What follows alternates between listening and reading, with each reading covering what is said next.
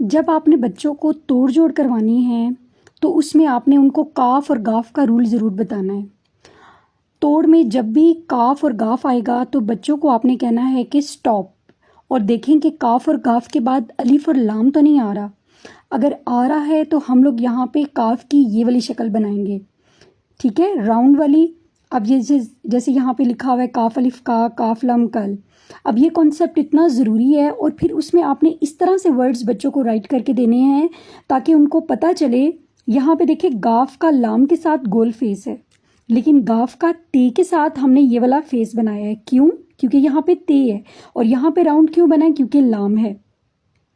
अब ये जैसे वर्ड है गिलगित, देन फिर यहाँ पे देखें अब लाम पहले आ रहा है, तो फिर गाफ की हमने कौन सी शक्ल राइट की है? जो सिंपल वाली है, राउंड वाली नहीं राइट की। मतलब लाम अगर बाद में आएगा तो फिर राउंड शेप आ जाएगी। अब अगर आपने इस तरह से रूल नहीं करवाया होगा तो बच्चे पता क्या किस तरह से राइट करेंगे? लाइक वो इस तरह करके ना, यूं करके काफ को और अलिफ को ज्वाइन कर देंगे, ये तो ये रोंग है।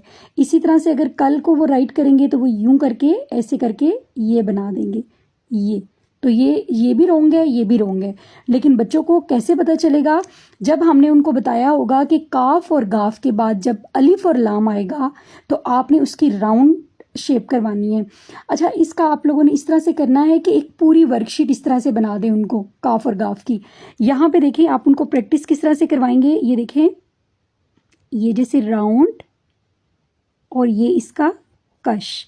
बच्चों को हमेशा फॉर्मेशन भी सही तरीके से सिखाएं। अक्सर मैंने देखा है कि बच्चे रॉन्ग राइट कर रहे होते हैं, मतलब ऊपर से नीचे की तरफ लिख रहे होते हैं। तो फॉर्मेशन भी आप लोगों ने बच्चों को सही तरीके से सिखानी है, और साथ साथ बच्चों को रूल्स जो है ना वो भी आप लोगों ने ज़रूर बताने हैं। उससे फिर ये होगा